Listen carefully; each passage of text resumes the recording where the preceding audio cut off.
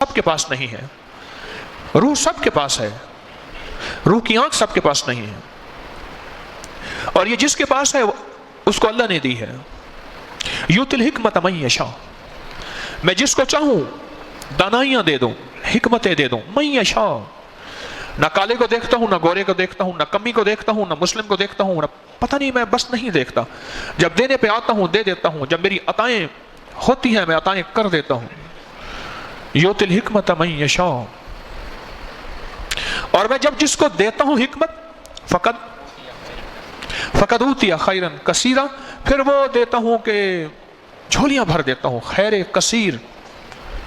میرے رب کی خیر کتنی زیادہ ہوگی، اکیلی خیر ہی کافی ہے، جا تجھے خیر ڈال دی، جا بندے تجھے خیر ڈال دی، ورنہ خیر نہیں، خیر کثیر، اتنی زیادہ کہ وہ صرف زیادہ میرے شمار میں ہے۔ میرے رب کہتا ہے بندہ تو شمار، تو گمان، تو خیال، تو احساس کر ہی نہیں سکتا، اتنے خیر کثیر میں ڈال دیتا ہوں۔ روح کی آنکھ ہے، ایک روحانی آنکھ ہے، اور روحانی آنکھ دیکھتی ہے کہ اس مجمع میں برکت ہے۔ میں نے ابھی ایک دوست سے پوچھا، مخلص ہیں، میں نے کہا آپ درس میں کہاں ہوتے ہیں؟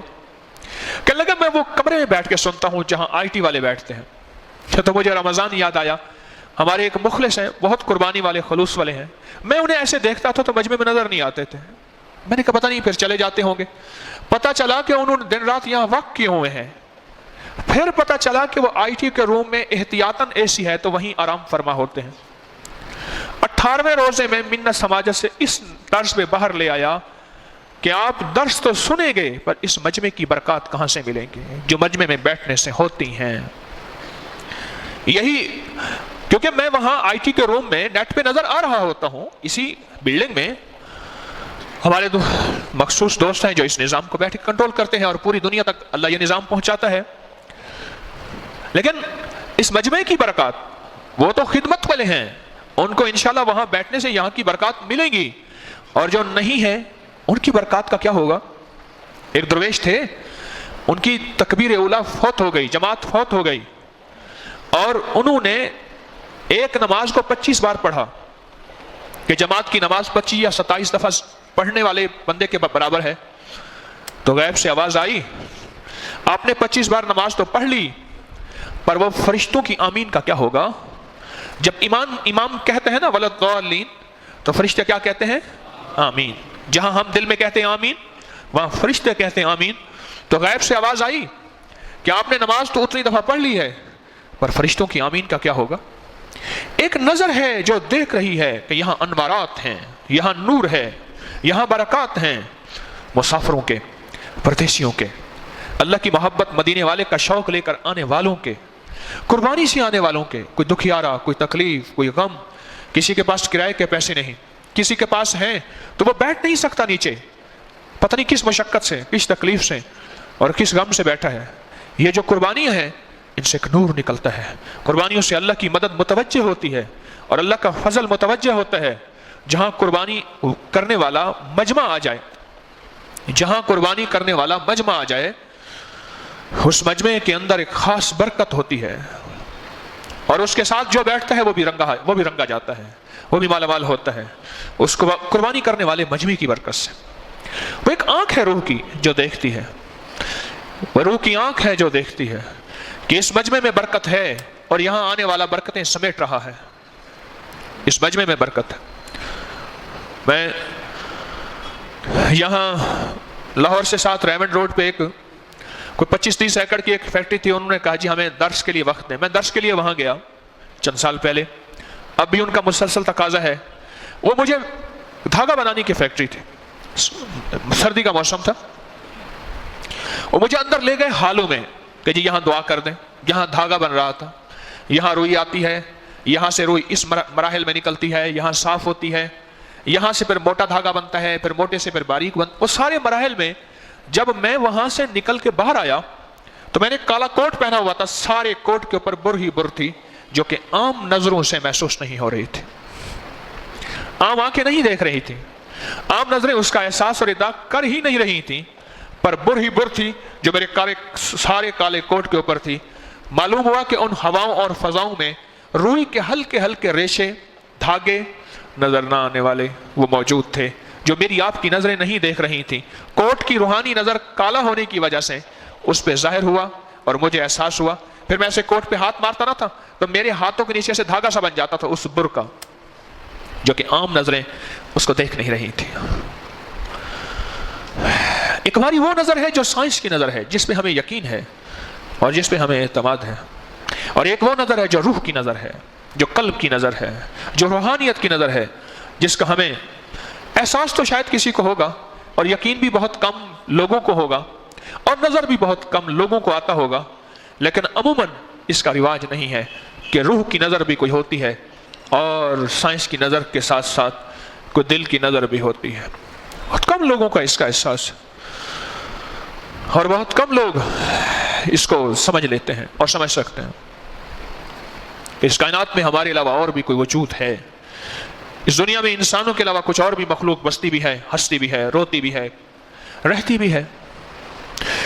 کچھ اور آفات اور بلائیں بھی اترتی ہیں, آتی ہیں. میں ایک پرانا آرٹیکل پڑھ رہا تھا, پڑھتا رہتا ہوں, مزاج ہے پڑھنے کا.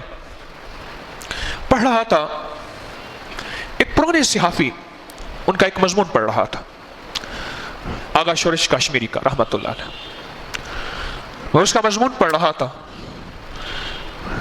ان کی طوائفوں کی دنیا پہ ایک کتاب ہے جو انہوں نے لکھی ہے. میں پرانے چٹان میں ان کا ایک مضمون پڑھ رہا تھا. پرانے رسالہ ان کا نکلتا تھا چٹان مکلور روڈ پہ, ہفت روزہ ہوتا تھا.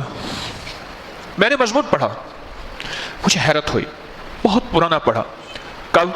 جب میں 9ویں جماعت میں پڑھتا تھا. مطالعے کا شوق تھا اور میرے والد صاحب رحمۃ اللہ علیہ خود یہ ذوق پیدا کرتے تھے. فرماتے تھے یہ مضمون ہے, یہ سارا دن میں پڑھ لینا, پھر شام کو آؤں گا میں سنوں گا تاکہ پڑھے صحیح. میں پھر وہ مضمون پڑھتا تھا کہ ابا جی کو سنانا ہے, تو والد صاحب رحمۃ اللہ شام کو تشریف لاتے تھے گھر اپنے کاروبار سے فارغ ہو کے, تو مجھ سے پوچھتے تھے ہاں طارق پڑھا وہ؟ جی ابا جی پڑھا. اچھا سامنے رکھ کے پوچھتے تھے یہ پیرا بتاؤ کیسا ہے, یہ پیرا بتاؤ کیسا ہے, تاکہ اس کے اندر مطالعے کا ذوق پیدا ہو.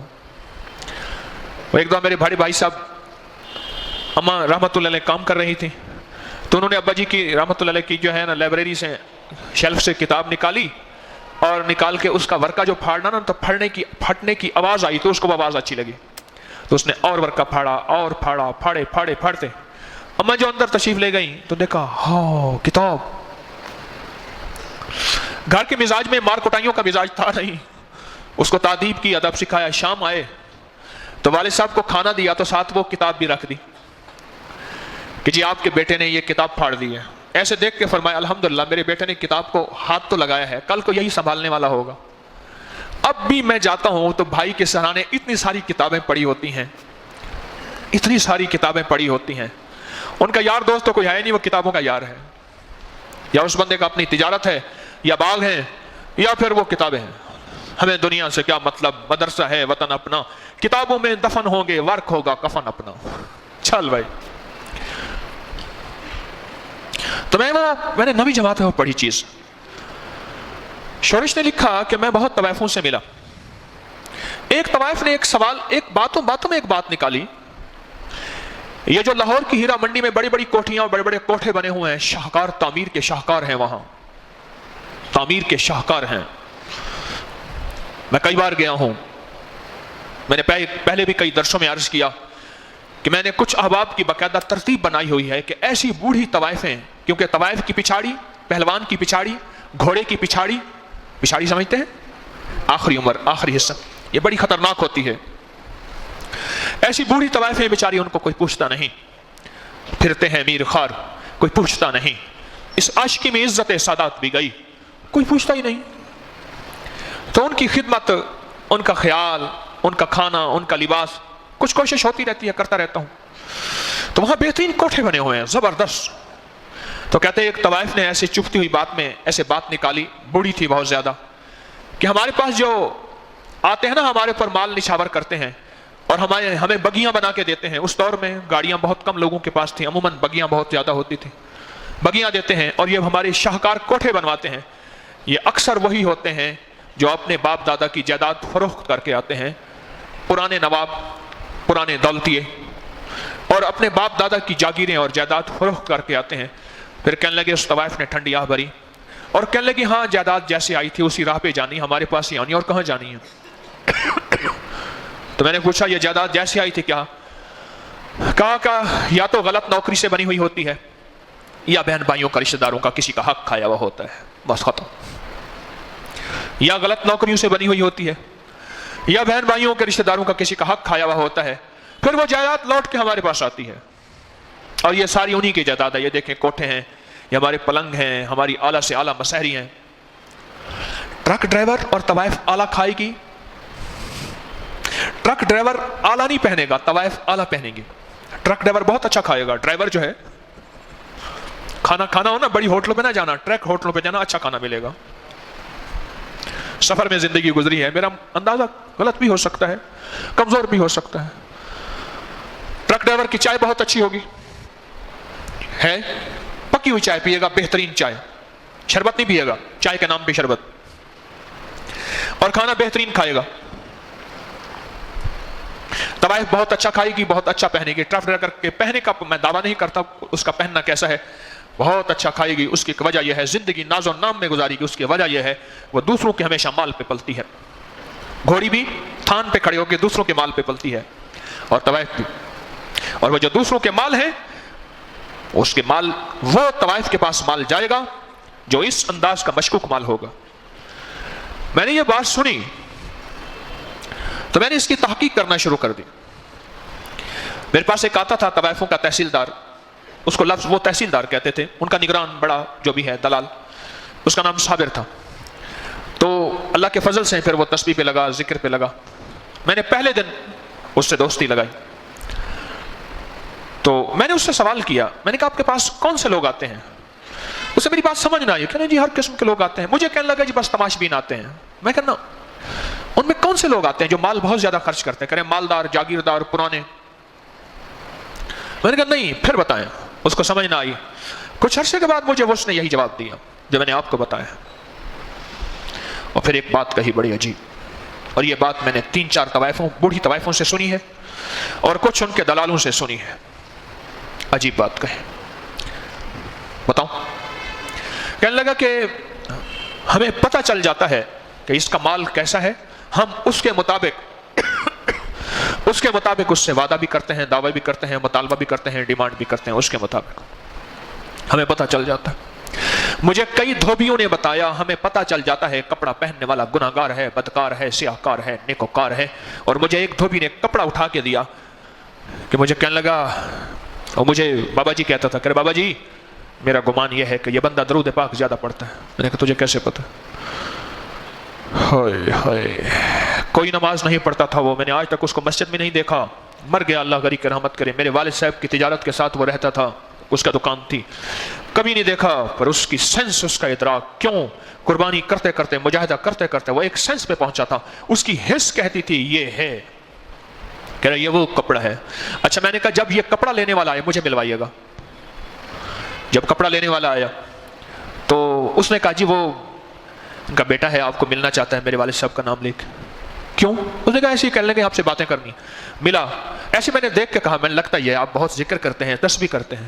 حالانکہ وہ بظاہر نیک آدمی نظر نہیں آتا تھا. مجھے کہنے لگا ہاں میرے مرشد نے مجھے ایک درود پاک بخشا ہوا ہے، میں درود پاک پڑھتا ہوں، کچھ 700-800 پڑھ لیتا ہوں روزانہ.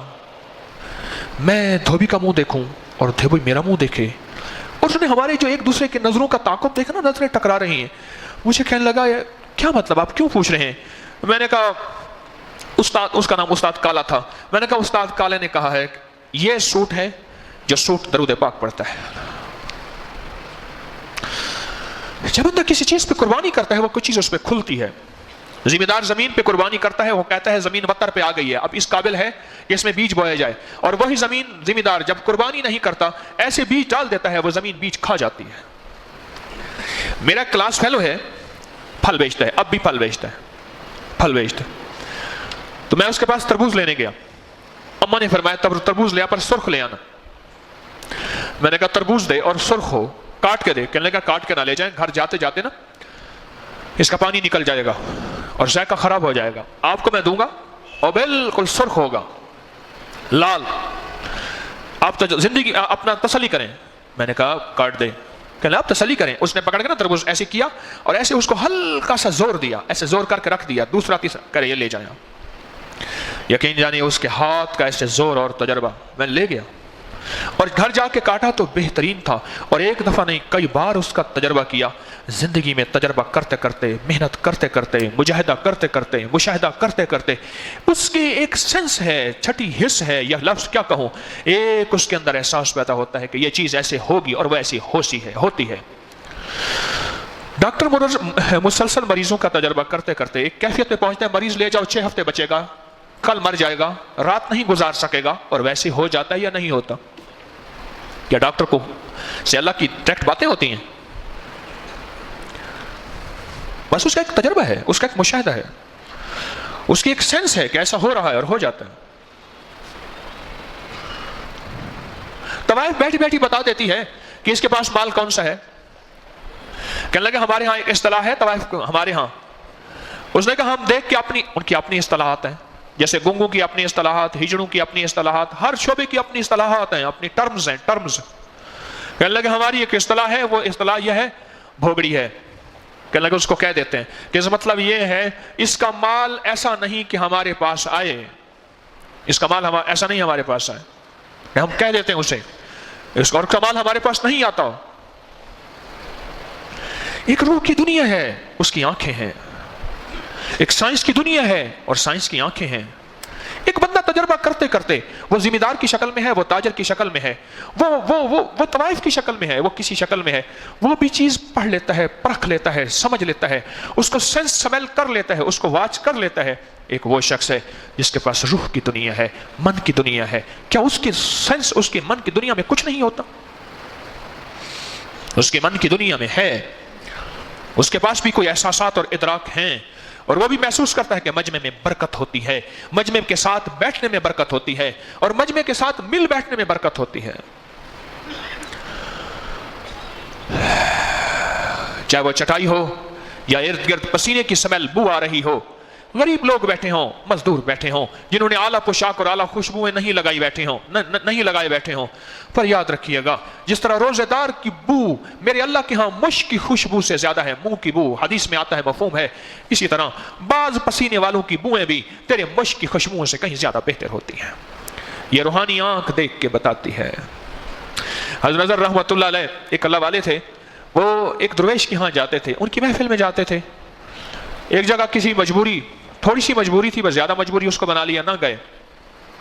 تو رات کو خواب میں دیکھا، کہنے والے نے کہا نظر آپ جس درویش کے ہاں جاتے تھے، آج اللہ نے اپنی رحمت سے فرشتوں کی جماعت کے ساتھ جبریل کو بھیجا تھا اور ان سب کے لیے رحمت اور مغفرت کا پروانہ لے کر گیا تھا، پر اے کاش نظر تم اس سے محروم رہ گئے۔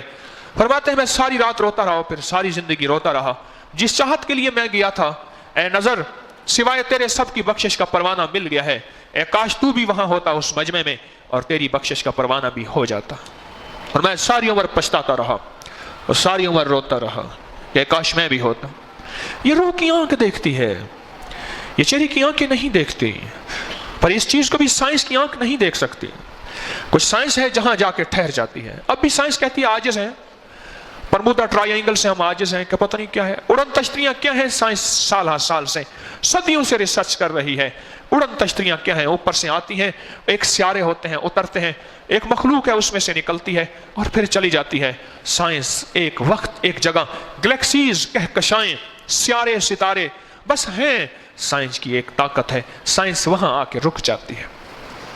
ایک نیورو سرجن دماغ کا ڈاکٹر میرے پاس بیٹھا تھا، میں نے کہا سائنس کی ریسرچ کہتی ہے کہ دماغ کو آج تک کسی نے نہیں سمجھ سکا، کوئی نہیں سمجھ، یہ صحیح ہے؟ اس نے کہا جی ہم چند حقائق تو چند چھوٹی چھوٹی چیزوں سے واقف ہیں، وہیں اٹکل پچو چلا سکتے ہیں۔ سائنس کے دماغ کے اب تک ہمارے اندازے میں 10 ارب سے زیادہ نیورون سیل ہیں اور پھر ان کے اندر کھربوں سیلز ہیں۔ میں نے اس سے سوال کیا کیا یہ بات ٹھیک ہے؟ یہ دماغ اس جہان کے لیے نہیں بنا، اللہ نے برین بنا کے ایک آئندہ جہان کے لیے کہا آئنسٹائن کا دماغ اب تک جو دنیا کا سب سے ذہین ترین شخص تھا، اس کے دماغ کو انہوں نے نکال دیا تھا کھوپڑی سے اور ساری میت کو دفن کر دیا تھا۔ آج بھی سائنس اس کے دماغ پہ ریسرچ ذرے ذرے پہ کر کے تھک گئی ہے کہ یہ دماغ اس جہان کے لیے بنا ہوا ہے ہی نہیں۔ یہ روح کی دنیا، یہ من کی دنیا، یہ دل کی دنیا، یہ نور کی دنیا، یہ کائنات کی وہ پراسرار دنیاوں کے لیے، کائنات کے اس نظام کے لیے یہ دماغ بنا ہے۔ اس جہان کو یہ دماغ تو تھوڑا سا یوز، اور ویسے بھی سائنس کہتی ہے ہر شخص اپنے دماغ کا اگر دماغ کے 1000 حصے کیے جائیں تو 1000 حصے کو ایک طرف کیا جائے، پھر اس 1000 کے پھر 1000 کیے جائیں، پھر اس 1000 کا پھر 1000، اس طرح 1000 بار کیا جائے تو وہ 1000 بار کرنے کے بعد جو چھوٹا سا تنکا میرے ہاتھ میں آئے گا، دنیا کا سب سے ذہین ترین شخص وہی دماغ استعمال کر کے اس دنیا سے اپنی بساط لپیٹ کے چلا جاتا ہے۔ باقی سارا دماغ قبر میں، چتا میں، یا جھٹکے والی کرسی میں، یا جو آج کل بٹھیوں میں میت کو جلاتے ہیں، ادھر ڈالا اور ادھر راکھ دے کے اٹھا کے بھر دیا، یہ ساتھ لے کے آخرت میں چلا جاتا ہے۔ دماغ کا اتنا حصہ استعمال کرتا ہے۔ کہنے لگے میرے والد صاحب کی جو موت ہوئی تھی نا، وہ اس چیز کے کھانے سے ہوئی تھی۔ کسی نے کہا تھا والد صاحب کو یہ ہیرا ہے، یہ پھلا لو، ہیرے کا کشتہ بنتا ہے، یہ ڈائمنڈ ہے، اور پھر ایسا کرنا اس ڈائمنڈ کے اس پاؤڈر سے ایک ککھ لینا تنکے کے بقدر، جو خشخاش اور کے دانے سے بھی کم، بلکہ خشخاش کے دانے سے بھی کم، اس کو ڈالنا 5 کلو گھی میں، پھر 5 کلو گھی کو خوب ہلانا، خوب ہلانا، 3 دن تک ہلاتے رہنا، پھر اس 5 کلو گھی سے ایک قطرہ لینا، باقی سارا 5 کلو گھی دفن کر دینا، اس قطرے کو اور 5 کلو گھی میں ڈالنا، اور پھر اس 5 کلو گھی کا ہمیشہ قطرہ ہی استعمال کرنا۔ زندگی میں ہمیشہ فٹنس رہے گی، سر سے لے کر پاؤں تک، کبھی بال سفید نہیں ہوں گے، کبھی جھریاں نہیں پڑیں گی، کبھی نظر ختم نہیں ہوگی، کبھی بڑھاپا نہیں آئے گا، طاقتور زندگی، طاقتور جوانی، طاقتور شباب، اور یہ زندگی ایسی رہے گی۔ اس میں سے ایک قطرہ استعمال کرتے رہنا۔ کہا والد صاحب نے سارا کچھ ایسے کیا، پر ایک چمچ بھر کے اسائی یوں ڈالی اور یوں ڈالی تو والد صاحب کو ایک خون کی الٹی آئی، اگلی بات نہ کر سکے اور والد صاحب وہیں فوت ہو گئے۔ اس چھوٹے سے ذرے کی ہمیں سمجھ آتی ہے، کائنات کی روح کا ذرہ کسی کو اگر مل جائے اس کی سمجھ کیوں نہیں آتی؟ ہماری عقل، ہمارا احساس اس کو کیوں نہیں محسوس کرتا کہ روح کی ذرہ اگر مل جائے تو اس کو ہمارا احساس کیوں نہیں محسوس کرتا؟ کیوں نہیں محسوس کرتا؟ میں آپ کو ایک واقعہ سناؤں مکہ مکرمہ کا، میرے آقا کے مبارک دور کا۔ ایک دنیا کا مکہ کا مالدار شخص تھا، دنیا کا نہیں مکہ کا مالدار شخص تھا۔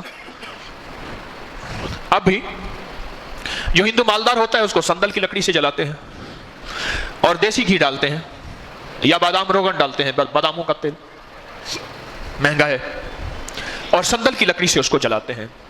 ایک بندے کے لیے میں نے جا کے، سندھ میں اب بھی چتائیں ہیں، مندر ہیں، سارا کچھ، تو میں نے ایک مندر میں گیا تو ترازو پڑا ہوا تھا، تو اس میں 2 گڑھے بنے ہوئے تھے جس میں میت جلاتے ہیں۔ انہوں نے کہا جی ہر بندے کے لیے 10 من لکڑی چاہیے۔ میں اس دن ابھی اپنی دواؤں بنانے کے سلسلے میں تھا تو میں نے جو سندل دکھائی، کہنے لگے یہ 10,000 روپے کلو ہے سندل جو ہم شفا یابی میں ڈالتے ہیں، تو اس کا کوئی متبادل ڈال دیں۔ میں نے کہا 10,000 کیا 20 ڈال دو۔ پھر میں نے کہا جب ہم 17,000 روپے کلو تھا زعفران تو ہم اس وقت بھی دوائی میں زعفران پورا ڈالتے تھے، اور وہی زعفران جب 5.25 لاکھ روپے کلو بنا تو اس وقت بھی اسی وزن کو ڈالتے تھے۔ بندہ مخلوق سے نہیں، معاملہ مخلوق سے نہیں، کس سے ہے؟ خالق سے ہے۔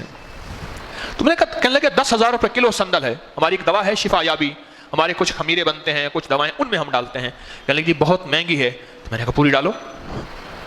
جو 10,000 روپے کلو سندل ہے، 10 من جو ہے سندل کتنے کی بنے گی؟ آپ خود ہی اندازہ لگائیے۔ لیکن مالدار کے لیے سندل سے جلایا جاتا ہے میت، سندل سے 10 من سندل سے میت جلائی جاتی ہے، اور جو غریب ہوتا ہے اس کو اس کے مطابق جلایا جاتا ہے۔ اور بعض اوقات ایسا بھی ہوتا ہے کہ جلانے کے پیسے نہیں ہوتے، کیونکہ انڈیا میں عمومی غربت ہے، تو اس کی انگلی لے کے جلا دی جاتی ہے، باقی میت کو گنگا میں بہا دی جاتی ہے، اس کی انگلی جلا دی جاتی ہے۔ یہ واقعہ میں نے کیوں سنایا؟ کیا بات کر رہا تھا؟ مکہ مکرمہ کا مالدار آدمی، اس مالدار آدمی کے پاس جس طرح یہاں سندل، لکڑی، انگلی، اس طرح مکہ میں بھی ایسا تھا۔ کسی کے پاس سونے کی مورتی ہوتی تھی، بت ہوتے تھے، اب بھی ہندوؤں کے ہاں سونے کی مورتیاں، چاندی کے بت، پتھر کے بت، لوہے کے وغیرہ. اس کے بعد سونے کا ایک بت تھا، اس کی پوجا کرتا تھا. ایک دفعہ بت بولنے لگ گیا. وہ عجیب بات ہے، بت بولتا ہے. بت میں سے آواز آئی، میں تمہارا معبود ہوں، تمہارا خداوند ہوں، اور تم مجھے مانتے ہو، تمہاری حاجتیں، تمہاری ضرورتیں پوری ہوتی ہیں. مجھے کبھی نہ چھوڑنا، مجھے کبھی نہ چھوڑنا، تمہاری ہمیشہ ضرورتیں پوری ہوتی رہیں گی، ہمیشہ. اور ایک تو میں نصیحت کرتا ہوں، خیال کرنا، ابھی میرے آقا کا اعلان نبوت ہوا تھا اور مخالفت ابھی شروع ہوئی تھی، کچھ چند سال ہی ہوئے تھے. تو کہنا خیال کرنا، تمہیں ایک بات بتاتا ہوں.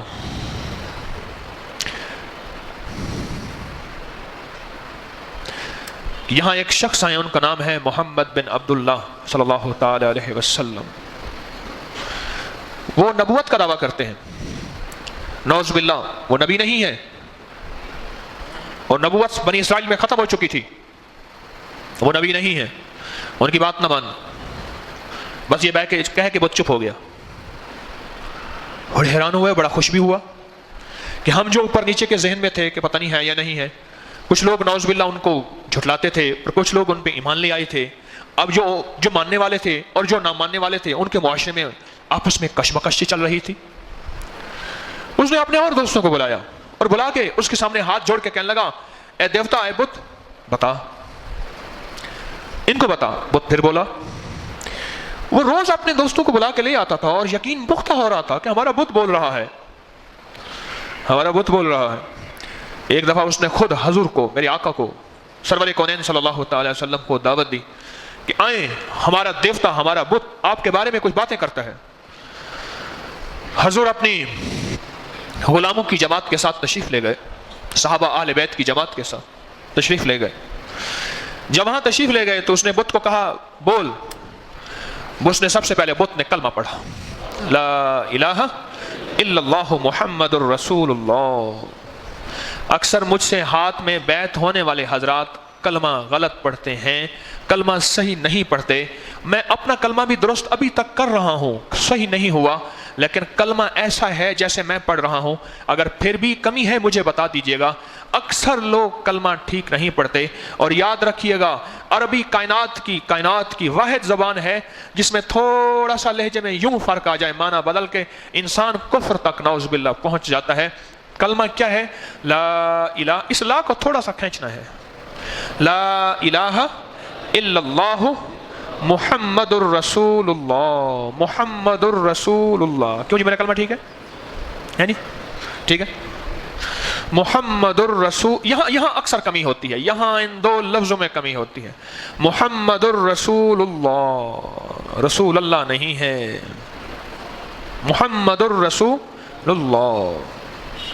تو بت نے سب سے پہلے کلمہ پڑھا، سب سے پہلے بت نے کلمہ پڑھا.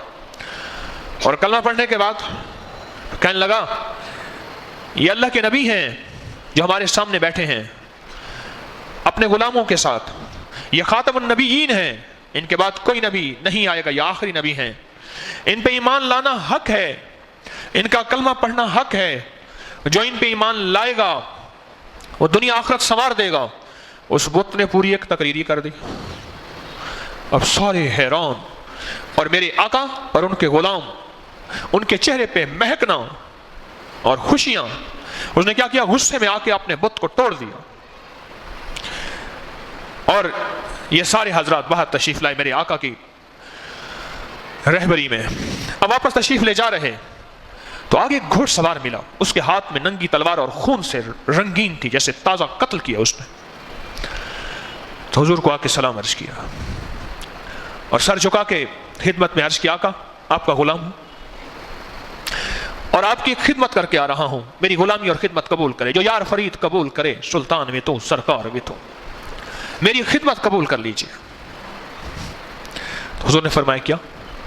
تو اس نے عرض کیا، آقا میں شہر سے باہر تھا، میں تجارت کرتا ہوں، میں جن ہوں، میں تجارت کرتا ہوں اور میں آپ کا غلام ہوں. میں نے آپ کے ہاتھ میں کلمہ پڑھا ہے. یہ جو فلاں مالدار تھا نا، اس کے بت کے اندر فلاں جن آ گیا تھا، میرا نام مہین ہے، اس کا نام مسفر ہے، مسفر، میم سین فیرا، فیرے، فارے، میم سین فارے، اس کا نام مسفر تھا اور میرا نام مہین ہے، مہین۔ اور کہا میں آقا میں آپ کا غلام ہوں۔ اس نے ایک شرارت کی، بتوں کے اندر چلا گیا اور بت کے اندر جا کے بولتا تھا، لوگوں کو گمراہ کرتا تھا اور آپ کی سائے سے دور کرتا تھا اور شیطانیت کی طرف لاتا تھا۔ آقا میں قدرتی آیا اور مجھے پتہ چلا اور میں نے ان کے گھر میں آ کے باتیں سنی، یہ کہنے لگے کہ ہم نعوذ باللہ ثم نعوذ باللہ اس محمد کو بلا کے لے آتے ہیں اور اس بت کے سامنے الیاذ باللہ نعوذ باللہ ان کو جھوٹا کراتے ہیں اور نعوذ باللہ ان کو ذلیل کرتے ہیں۔ تو آقا جب یہ آپ کو لے کے آیا نا تو میں نے سب سے پہلا کام یہ کیا کہ اس جن کو قتل کیا، اور قتل کرنے کے بعد اس بت میں خود آ گیا اور خود آ کے میں نے وہ بولا تھا، میں نے بولا تھا اور میں آپ کا غلام ہوں، تیرے در کے جو بھی فقیر ہیں وہی دو جہاں کے امیر ہیں، اسے بادشاہوں سے کیا غرض، جو گدا ہے شاہ جہان ہے، میرے آقا کی گلی کا جو گدا ہے وہ کائنات کا سب سے بڑا بادشاہ ہے، وہ کمال حسن حضور ہے، یہ گمان نقص جہاں نہیں، وہ یہ پھول خار سے دور ہے، وہ یہ شمع ہے کہ دھواں نہیں، بلغ العلا بکمال ہی کشفت دجا بجمال ہی حسنت جمیع خصال ہی۔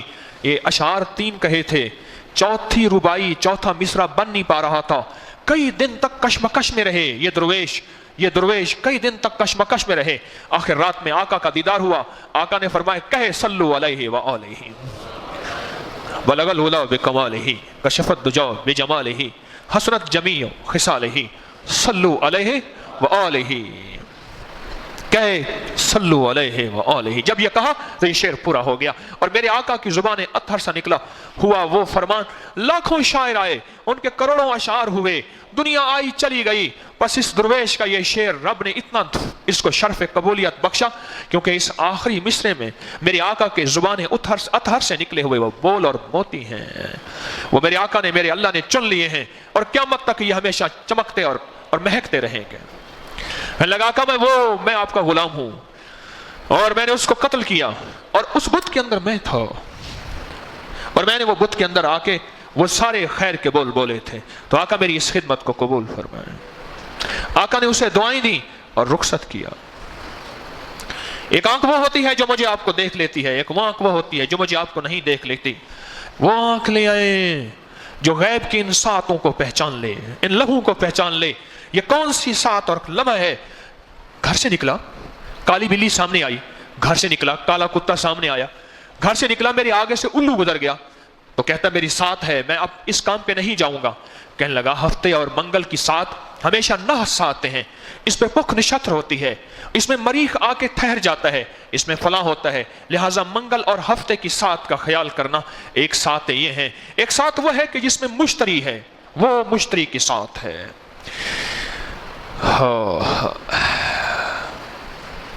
ایک کردار گزرا ہے بر صغیر میں، ایک کردار ہے، اس کردار کا اصل نام مشتری تھا، ایک بہن کا نام زہرا تھا، ایک کا نام مشتری تھا۔ ایک کردار گزرا ہے، لوگ اس مشتری اور زہرا کو نہیں جانتے۔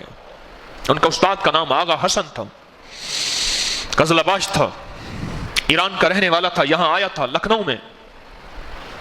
ایک کردار ہے، وہ کردار لوگوں کو ساتیں بتاتا تھا، خیال کرو اس ساتھ میں کام نہیں کرنا نقصان ہو جائے گا، اس ساتھ میں کام کر لو نقصان نہیں ہوگا۔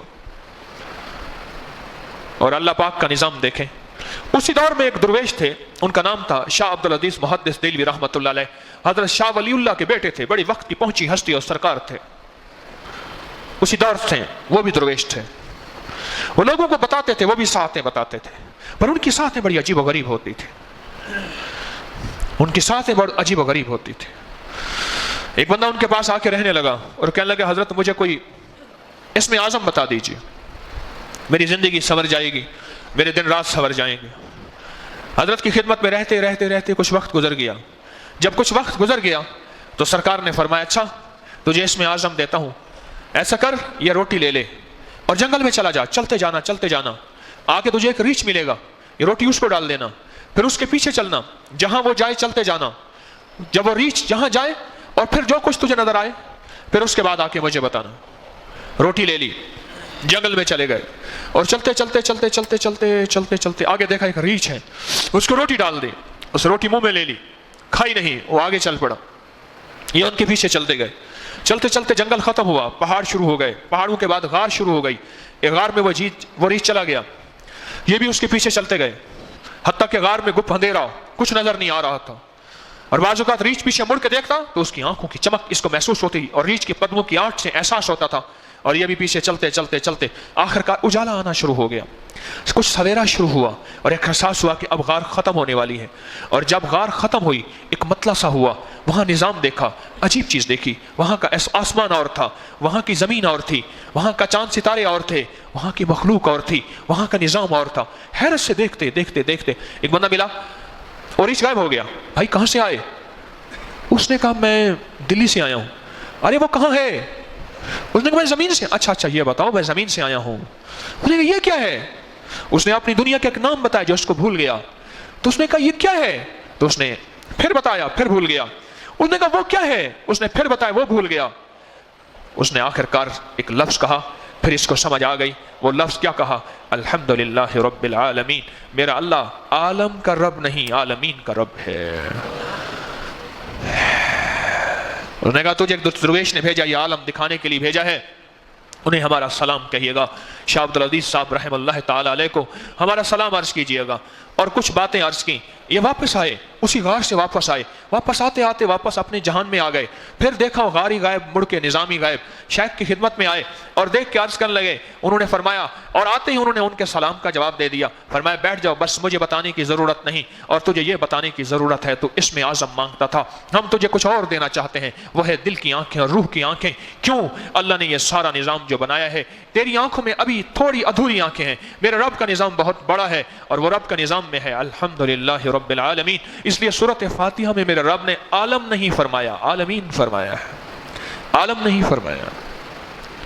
یہ دل کی آنکھیں کیسے ملے گی؟ پھر جس کو ساتھ نظر آنا شروع ہو جائیں، اور جس میں خیر اور شر ایسے واضح ہو جائیں۔ ساتھ کیوں پوچھتے ہیں کہ فلاں ساتھ میں کام کروں، فلاں گھڑی میں کام کروں یا نہ کروں، مجھے موافق ہے یا نہ موافق ہے؟ صرف اس لیے میرا گھاٹا نہ ہو جائے، جان کا نقصان نہ ہو جائے، مال کا نقصان نہ ہو جائے، عزتوں کے گھاٹے نہ ہو جائیں۔ بتائیں ساتھ اس لیے پوچھتے ہیں؟ ساتھ اس لیے پوچھتے ہیں؟ کیا خیال ہے؟ اسی لیے پوچھتے ہیں نا؟ میں چاہتا ہوں آپ کا گھاٹا نہ ہو، آپ کا نقصان نہ ہو۔ میں بھی آپ کو ایسی ساتیں بتانا چاہتا ہوں۔ پچھلے درس میں نے کچھ بتائی تھیں آپ کو، آج بھی میرے جی میں ہے کہ بتاؤں۔ اور میں نے ایک بات عرض کی تھی کہ میں چاہتا ہوں کہ ہمارے کچھ درس، 5 6 7 درس، ہماری نشستیں انہی ساتوں پہ چلیں۔ یہ خیر اور شر کی ساتیں، اور ایسی ساتیں جس سے امت کو نفع پہنچے، جس سے امت کو خیر ملے۔ ایک ساتھ بتاتا ہوں اور قرآن سے بتاتا ہوں۔ جو قرآن پاک پڑھے ہوئے حضرات ہیں وہ جانتے ہیں حضرت یعقوب علیہ السلام کا قصہ، وہ جانتے ہیں، اور جانتے ہیں کہ یعقوب علیہ السلام نے جب اپنے بیٹوں کو فرمایا تھا غلہ لینے کے لیے، بیٹے گئے تھے غلہ لینے کے لیے، جب غلہ لینے کے لیے گئے تھے تو انہوں نے بنیامین جو یوسف علیہ السلام کے سگے بھائی تھے ان کو بھی ساتھ کر دیا تھا، اور ایک نصیحت فرمائی تھی۔ یہ بات میں آپ کو ساتھ بتا رہا ہوں، ذرا غور سے سمجھیے گا۔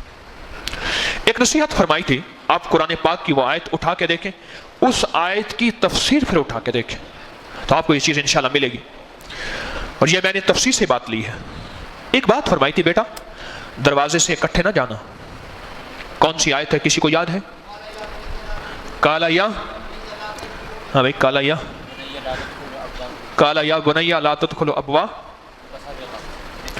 ہائے ہائے ہائے متفرقہ، ایسے ہو کمال کی بات ہے۔ اے بیٹو خیال کرنا، جب شہر کے دروازے سے داخل ہونا متفرق ہو کے، انج ہنج ہو کے، علیحدہ علیحدہ ہو کے، وق ہو کے جانا، کٹھے نہ جانا۔ یہ کیوں فرمائی تھی بات؟ یہ ایک ایسی ساتھ ہے، ایسی گھڑی ہے جس میں لوگوں کی نظریں کھا جاتی ہیں۔ اچھا حسین و جمیل سارے بھائی ہیں، سارے بڑے بڑے بھائی ہیں، اور کسی ایک ماں کے بیٹے ہیں، اتنے بیٹے ہیں۔ لکھا ہے محدثین نے، نظر بد سے بچانے کے لیے اپنے بیٹوں کو آپ نے فرمایا تھا کہ شہر کے دروازوں سے جدا جدا ہو کے جانا، اکٹھے نہ جانا۔ ایک وقت آیا سائنس نے جس طرح سرمے کا مذاق اڑایا نا، اور بڑی چیزوں کا مذاق اڑایا. دیسی گھی کا مذاق تو ابھی چند سال پہلے چلتا رہا کہ نہ استعمال کرو، اس میں کولیسٹرول ہوتا ہے، چربی بڑھتی ہے. ہر سمجھدار ڈاکٹر دیسی گھی کا مشورہ دیتا ہے دیتا ہے یا نہیں دیتا؟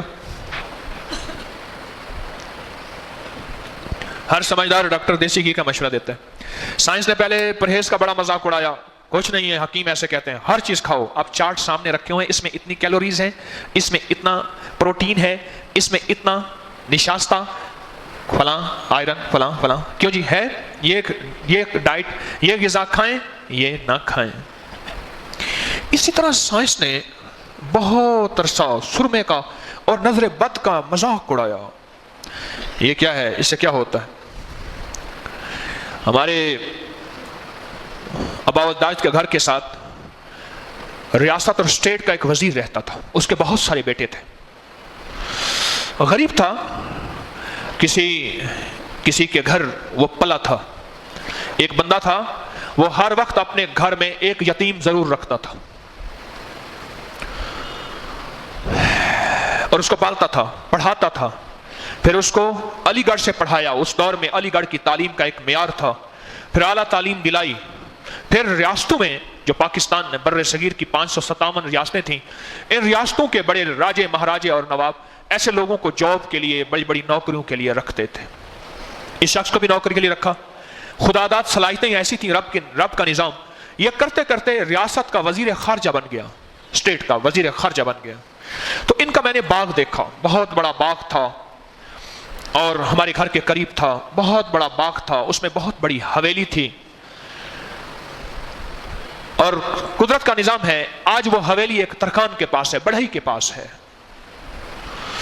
اور باغ سارا پلاٹنگ ہو گیا ہے. اس وزیر کی ایک بات سنی تھی. اس وزیر کی ایک بیگم تھی، بڑی نیک اللہ والی درویش تھی. آخری وقت تک صدقہ، خیرات، غربا، مساکین، اور ایک حافظ ہوتا تھا روزانہ جو کہ آ کے اس کے شوہر کی قبر پہ پڑھتا تھا قرآن پاک. بیگم کی طرف سے اس کو ماہانہ ملتا تھا. ان حافظ صاحب سے کچھ عرصہ میں نے بھی قرآن پاک ناظرہ پڑھا ہے. میں بات کر رہا تھا اس وزیر کی. اس کے بہت سارے بیٹے تھے، بہت سارے بیٹے تھے. غالباً ایک بیٹا زندہ ہے ابھی، اور سب بیٹوں کے مزاج میں شرافت تھی. اس بیٹے کا ایک بیٹا MNA رہا ہے. اس وزیر کے بارے میں اس اماں کو کہتے تھے بڑی بی بی، بڑی بی بی. تقریباً 20 سال پہلے، کم و بیش 15-20 سال پہلے وہ فوت ہوئی ہیں. وہ وزیر کیا کرتا تھا؟ اپنے بیٹوں کو اکٹھا نہیں بھیجتا تھا. بہت سارے بیٹے تھے، اکٹھا نہیں بھیجتا تھا، اور علیحدہ بھیجتا تھا. اور کہتا تھا دیکھو خیال کرنا، کرسیوں میں علیحدہ بیٹھنا. اگر کوئی تقریب ہوتی تھی، کوئی فنکشن ہوتا تھا، علیحدہ بیٹھنا، ایک جگہ نہ بیٹھنا. ان کے ایک بیٹے نے ایک دفعہ میرے ساتھ جہاز میں سفر کیا 1997 میں. ملتان سے میری فلائٹ تھی، کراچی کے لیے میں جا رہا تھا. تو میں نے ان کے بیٹے سے، اس کا نام تھا سلیم اللہ، حافظ سلیم اللہ. حافظ کہتے تھے، کلین شیف تھے، بہت شریف آدمی تھے، فوت ہو گئے. میں نے ان کے بیٹے سے یہ بات پوچھی، لیکن اس کے بیٹے نے مجھے یہ بات نہیں بتائی. رمضان تھا اس وقت جب میں نے سفر کیا تھا. بعد میں ان کی ایک خادمہ سے پتہ چلا جو بڑی بی بی کے ساتھ ہوتی تھی. اس نے بتایا بڑی بی بی کہتی تھی کہ میاں صاحب کہتے تھے، یعنی وزیر صاحب، کہ بیٹوں کو خیال کرنا نہ دینا. میں نے خود نواب کو ایسا کرتے ہوئے دیکھا ہے کہ نواب کی 20 اولاد تھی، اس میں غالباً 10 یا 11 بیٹے تھے، اور نواب بھی اپنے بیٹوں کے بارے میں یہ خیال کرتا تھا کہ ان کو نظر نہ کھا جائے. نواب ولایت کا پڑھا ہوا، انگلینڈ کا پڑھا ہوا تھا، لاہور کے HSN کا پڑھا ہوا تھا.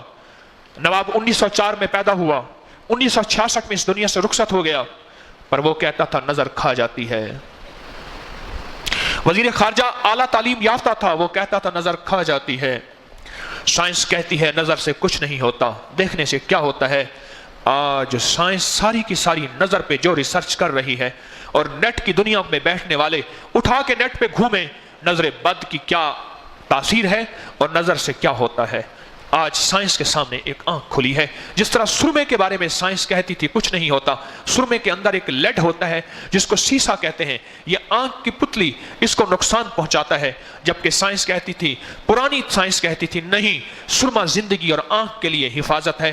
اور ماڈرن سائنس کہتی تھی کہ سرما آنکھ کے لیے نقصان دہ ہے. لیٹسٹ سائنس نے کہا ہے کہ اب ایک ریسرچ ہوئی ہے کہ سرمے کے اندر اینٹی لیڈ بھی ہے, وہ سیسے کا اینٹی بھی ہے, وہ جو سیسا ہم نے دریافت کیا تھا اس کا ایک اینٹی بھی ہے جو کہ آنکھ کو نقصان نہیں بلکہ آنکھ کے لیے روشن ہے. اور مجھے آپ کو یاد ہوگا میرا ایک پرانا حوالہ, سیکنڈ ورلڈ وار جنگ عظیم دوم میں جو 1941 سے 41 سے 45 تک ہوئی تھی, اور جس میں 5 لاکھ سے زیادہ آدمی مرے تھے اور وہ یہودیوں اور عیسائیوں کے درمیان تھی.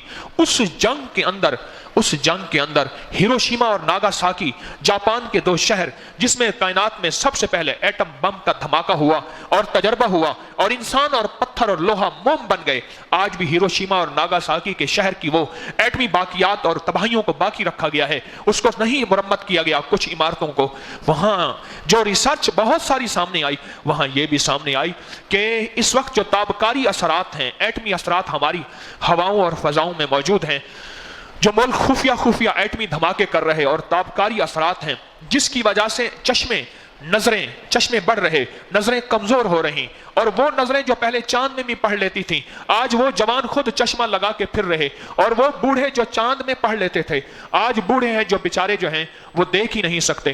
اس ایٹمی اور تابکاری اثرات جو ہمارے جسم پہ اثر انداز ہو رہا, اس کا واحد حل صرف سرما ہے.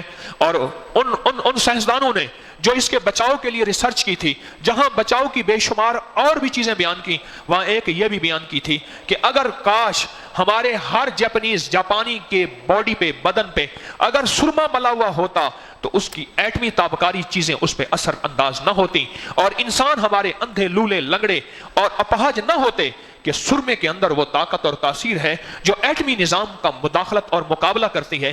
آنکھ کے اندر وہ سرما ہو, اور میرے مدینے والے کی ادا ہے, اللہ کی قسم میرے مدینے والے کی ادا میں شفا ہے, میرے مدینے والے کی ادا میں راحت ہے, میرے آقا مدینے والے کی ادا میں رحمت ہے, میرے آقا مدینے والے کی ادا میں برکت ہے, اور میرے آقا مدینے والے کی ادا میں اس دنیا میں بھی خیر ہے اور مرنے کے بعد بھی خیر ہے. اس دنیا میں بھی نجات ہے اور مرنے کے بعد بھی نجات ہے. میرے مدینے والے کی ادا ہے کہ سوتے وقت آنکھوں میں سرما ڈال کے سویا کر.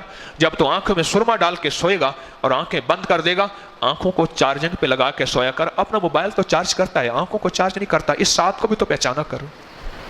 موبائل چارجنگ پہ لگا کے سو گیا تو آنکھوں کو چارجنگ لگا. اچھا آنکھوں کا چارجر کیا ہے ہاں؟ لگتا ہے آپ یہاں نہیں بیٹھے تھے. آنکھوں کا چارجر کیا ہے؟ اور میرے مدینے والی کی سنت ہے. اور آج کی سائنس نے جی بھر کے اس ریسرچ کو, پر آج کی سائنس لوٹ آئی ہے. اس طرح نظر بد کی سائنس بھی لوٹ آئی ہے کہ نظر ہے اور اس میں سے ریز نکلتی ہیں, انویزیبل ریز, غیر مرئی شعائیں نکلتی ہیں. ایسی شعائیں جو ہماری آنکھیں نہیں دیکھ سکتی نکلتی ہیں. وہ پازیٹیو بھی ہوتی ہیں, نیگیٹو بھی ہوتی ہیں. وہ نیگیٹو اگر لگ جائیں تو بندے کا بیڑا غرق کر دیتی ہیں, وہ پازیٹیو لگ جائیں تو بندہ تر جاتا ہے یا ہر جاتا ہے. ہمارے درویش فرماتے ہیں یہ نظریں اچھی اگر بری لگتی ہیں تو اچھی بھی لگتی ہیں. اللہ تجھے کسی درویش کی نظر لگاتے ہیں. ہاں, تیرے نظر کا یہ اثر جس کو لگا شکار ہے, بس ایک بجلی سے پہلے کوندی, پھر اس کے آگے خبر نہیں ہے, مگر جو پہلو کو دیکھتا ہوں تو دل نہیں ہے, جگر نہیں ہے. اللہ کرے نظر لگ جائے. یعقوب علیہ السلام نے اپنے بیٹوں کو کیا فرمایا کہ بیٹے متفرق ہو کے جانا, جدا جدا ہو کے جانا, خیال کرنا. اگر تم اکٹھے ہو کر گئے کہیں تمہیں نظر نہ کھا جائے. مجھے پرسوں ایک مریض میرے پاس آیا اور مجھے بڑا دکھ ہوا. ہر آنے والا مجھے سکھا کے جاتا ہے, میں طالب علم ہوں, ہر آنے والے سے سیکھتا ہوں. کہنے لگے میں فلاں جگہ سے آیا ہوں, میرا بیٹا پیدا ہوا. یہ سننے کی بات ہے جو میں پرسوں سے پریشان ہوں. آتے ہی دکھیارے لوگ ہیں, پریشان کر کے ہی جاتے ہیں. وہ دکھیارے کچھ ایسے ہی ہوتے ہیں, بعض کچھ زیادہ ہی پریشان کرتے ہیں. کہنے لگا میں فلاں جگہ سے آیا ہوں, بیٹا اس کے پاس تھا, 2.5 سال کا غالباً تقریباً بیٹا تھا. وہ کہنے لگا میرے ساتھ ایک عجیب قصہ ہے. وہ قصہ یہ ہے, میرے ساتھ ایک عجیب قصہ ہے. وہ قصہ یہ ہے کہ मेरा बेटा पैदा हुआ, बिल्कुल ठीक ठाक था। 2.5 साल के बाद उसके साथ यही हुआ जो इसके साथ हो गया है। कमर स्याह हो गई, निचला धड़ कमजोर हो गया और बच्चे की टांगें खत्म होना शुरू हुई और लड़खड़ाहट और गिरना, और फिर बच्चा बढ़ता गया, हत्ता कि 11 साल की उम्र में उसके दोनों हाथ और बाजू इकट्ठे हो गए और चलना फिरना खत्म हो गया और हत्ता कि इसी हालत में मर गया। फिर अल्लाह से मांगा, मांग के फिर दूसरा बेटा हुआ, वो भी तकरीबन इसी उम्र में। हमारा ट्यूबवेल था, कुएं के आगे ट्यूबवेल के पानी का जो गड्ढा था उसमें गिरा और डूब के मर गया। फिर एक तीसरा बेटा था, हमने 4 दीवारी की हिफाजत की और बच्चे की बहुत सख्त निगरानी की। जब बच्चे की सख्त निगरानी की, वो तीसरा बच्चा हाथ में खिलौना था, अंदर देगचा पानी का भरा हुआ था, उसने खिलौने के ऊपर ना देगचे के पेंदे के किनारे के ऊपर अपनी गाड़ी चलाई, ऐसे चलाई ना तो गाड़ी देगचे के अंदर गिर गई। देगचे के अंदर से जो पानी निकालने लगा वहीं गिरा और मिनट 1.5 मिनट में वहीं खत्म हो गया। निकालने लगा ना तो उसका सर उसके अंदर चला गया और पानी में डूब के मर गया। एक बच्ची है जो सही सलामत है, ये अब चौथा बेटा है। एक 11 साल में गया, एक 2.5 साल में कुएं के आगे ट्यूबवेल के आगे पानी खड़ा होता उसमें डूब के मर गया, एक देगचे में डूब के मर गया, ये चौथा बेटा है। और ये भी ऐसे हो गया, मैं इस घर में 2002 में आया हूं, इससे पहले इस घर में जितने भी लोग आए हैं उनके बच्चों के साथ भी यही हुआ है और मेरे बच्चों के साथ भी यही है। ये क्या है? डॉक्टर इसको कजन मैरिज कहते हैं, पर ये क्या है? कह रहे मेरी समझ में नहीं आती ये क्या है। एक खत था, मैंने उठा के जेब में डाल लिया, सारा दिन खत ही खाते आते हैं। यह खत को मैं पूरा नहीं पढ़ूंगा, मेरे पास अल्फाज नहीं, अल्फाज की कमी है, मेरी कम इल्म होने की वजह से मेरे पास अल्फाज नहीं है।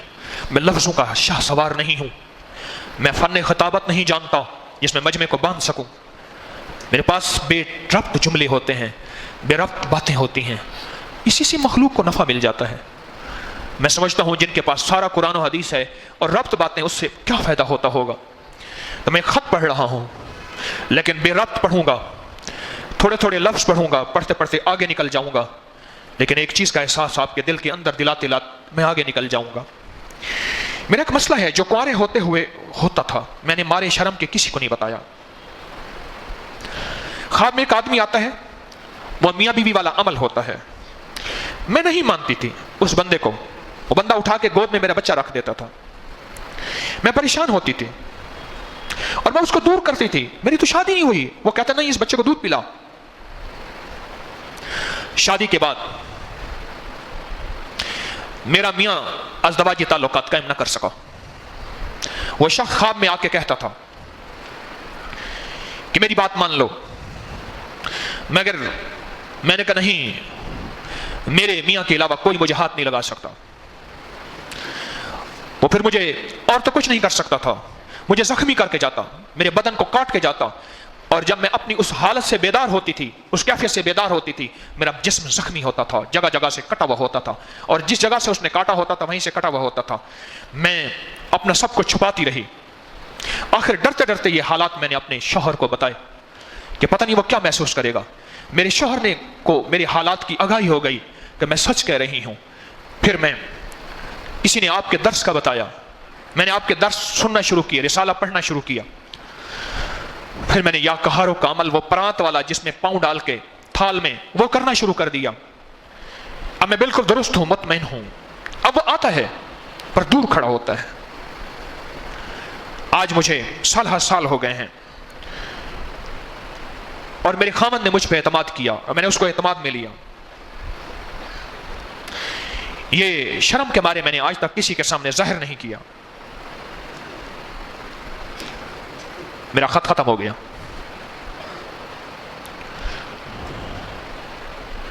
मैं बात वहीं हज़रत याकूब अलैहिस्सलाम के बेटे की चल रहा हूं, कर रहा हूं। ये उसी की कड़ियां हैं। मैं आपको कहां ले जाना चाहता हूं, ये मेरे प्रोग्राम में शामिल है, आज के मेरे प्रोग्राम में शामिल है। मैं आपको कहां ले जाना चाहता हूं, ये छोटी छोटी कड़ियां मैं आपको बता रहा हूं। एक और बात सुने, आपको याद होगा मैंने हज़रत अम्मा आयशा सिद्दीक़ा रज़ियल्लाहु तआला अन्हा का एक वाक़या सुनाया था। एक खातून कहती थी कि मेरा शौहर मुझसे रूठा हुआ है, वो आ नहीं रहा, تو اسے ایک اس دور کی خاتون تھی جو کالے جادو کی عاملہ تھی، اسے بتایا میرے پاس آ، میں واقعہ کو مختصر کرتے ہوئے اس کے ہنٹس دے رہا ہوں۔ 2 کتے تھے، ان کتوں پہ سفر کیا، کتے اڑن کھٹولے بن گئے، پھر ایک بابل اور نینوا کی ایک تہذیب میں پہنچے، وہاں ایک جگہ پہنچے، 2 بندے الٹے لٹکے ہوئے تھے، ان سے بات کی تو انہوں نے کہا کہ سامنے تندور ہے، اس میں جا کے پیشاب کر۔ آپ کو یاد ہے میری بات؟ اور وہ ڈر گئی، پھر گئی، آخر اس نے پیشاب کیا، تو اس پیشاب کرنے سے ایک آدمی نکل کے یوں اوپر چلا گیا۔ یہ میں نے تفسیر کی کتابوں سے بتایا، اور وہ آدمی کون تھا؟ وہ اس کا ایمان تھا، اور اس کا ایمان چلا گیا۔ انہوں نے اس کو عمل دیا، اس کو شوہر آ گیا، پر کچھ عرصہ شوہر رہا اور شوہر مر گیا، تو وہ کہنے لگی میں دنیا کی بدقسمت ترین عورت ہوں جس کا ایمان بھی گیا، جس کا شوہر بھی گیا۔ یہ واقعہ یاد ہے، میں نے آپ کو سنایا تھا۔ ایک اور واقعہ سنیں۔ ایک صاحب مجھ سے کہنے لگے ہم سب گھر والے اکٹھے ہو کے یا قہر کا عمل پڑھتے ہیں۔ پہلے دن ہی پڑھا تھا، عصر کے وقت ہمارے چولہے سے ایک بڑا پرندہ اڑا اور غائب ہو گیا۔ مجھے کہنے لگے کیا ہے؟ ہمیں سمجھ نہیں آئی۔ عصر کے وقت ہم پڑھ رہے ہیں، دن کا اجالا ہے، عصر دن کا اجالا ہے، اور گرمی کی عصر تھی، تو گرمیوں کی عصر تو اور زیادہ اجالا ہوتا ہے، دن تو بہت سارا ہوتا ہے، ابھی ڈوبا نہیں ہوتا۔ عصر کے وقت ہمارے چولہے سے ایک پرندہ نکلا۔ میں بات پھر وہی کہوں گا، آج تک دنیا میں آکسیجن کا دعویٰ کرنے والے نہیں ملے کہ یہ آکسیجن کیا ہے، اس کا آکسیجن کا نام بتانے والوں کی تعریف تو کرتے ہیں، بڑا سائنسدان ہے، بڑی ریسرچ کی، اس کا مذاق تو کسی نے نہیں اڑایا۔ تیری آنکھیں بند ہیں، تو آنکھوں کا اندھا ہے، تو کانا ہے، تو بہرا ہے، تیری روح کی آنکھیں کھلی ہوئی نہیں، تو روح کی دنیا کو جھٹلاتا ہے، اور تو روح کی دنیا کے بارے میں کہتا ہے یہ ڈگڈگی بچا رہے ہیں، یہ لوگوں کو ایسے تماشے دکھا رہے ہیں۔ ارے نہیں، تو اندھا ہے۔ پھر ایسے اندھے میرے پاس آتے ہیں، جب ڈسے ہوئے آتے ہیں، کہتے ہیں ہم مذاق اڑایا کرتے تھے، اب یہ آفت ہمارے گلے پڑ گئی ہے۔ دکھ درد اولڑے گل پے گن، ایک مک دینی بے ول پے گن۔ دکھ درد اولڑے گل پے گن، ایک مک دینی بے ول پے گن۔ پھر یہ دکھ اور درد ہمارے گلے میں ایسے پڑے ہیں، ایک ختم نہیں ہوتے، دوسرے آ جاتے ہیں۔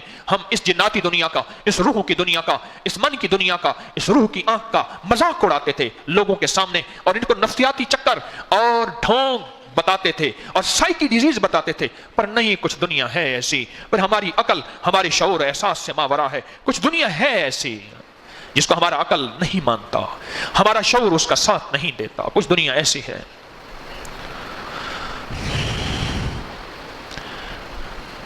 ایک طرف چولہے میں سے پرندہ نکل کے چلا گیا کہ کیا ہے، اور ایک طرف کہ میں نے اپنے شوہر کو نہیں بتایا، اپنے دل کی دنیا، یہ راز آخر اعتماد میں لیا اور اس کو مطمئن کیا کہ اس میں میرا کوئی قصور نہیں ہے۔ کیا ہے؟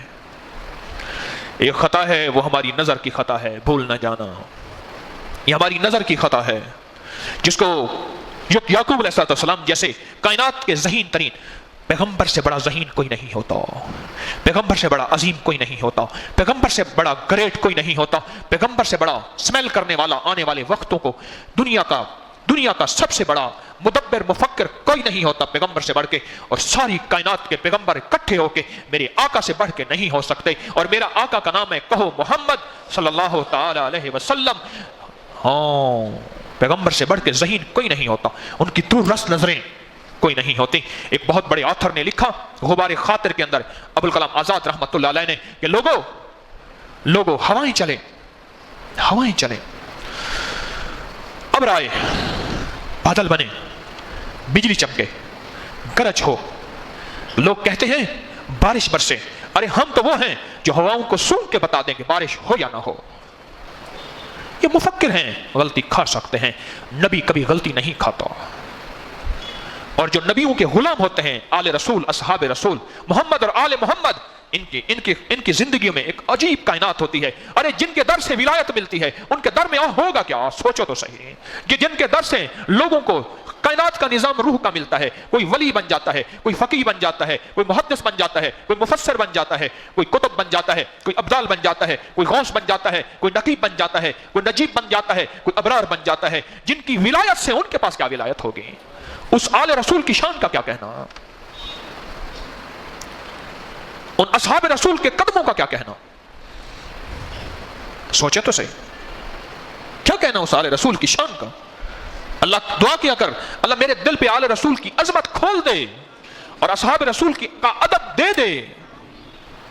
آل رسول کی عظمت اللہ میرے اوپر کھول، میں بہرا ہوں، گنگا ہوں، اندھا ہوں، مجھے تو پتہ ہی نہیں ہے، میں آنکھوں سے کیا دیکھ سکوں؟ ہماری نظروں کی خطا ہے جو کچھ ہاتھ سے ہوئے ہیں وہ کیا ہماری نظریں دیکھتی ہیں تو ایک لفظ نہیں کہتی بسم اللہ ما شاء اللہ لا قوت الا باللہ. یہ قرآن کے لفظ میں بتا رہا ہوں، سارے قرآن کے 2 حصے بتا رہا ہوں. ما شاء اللہ لا قوت الا باللہ ہے جی، کیا آیت ہے؟ ولولا اذ دخلت، ہاں قلت ما شاء اللہ.